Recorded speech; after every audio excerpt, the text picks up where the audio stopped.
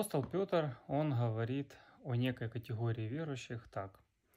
Псы возвращаются на свою блевотину, и вымытая свинья возвращается валяться в грязи. В чем проблема? Проблема в том, что такие верующие, они отвернулись от истины и вернулись назад к своим прежней жизни, к грехам своим похотям.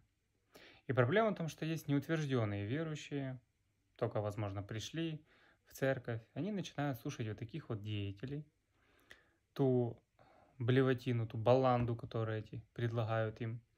И сами потом становятся, там, знаете, и пастыря уже не любят, церковь им не нужна, ада и суда нету уже, Иисусу им, в принципе, тоже не надо, ну и так далее. Стоит вопрос, что это?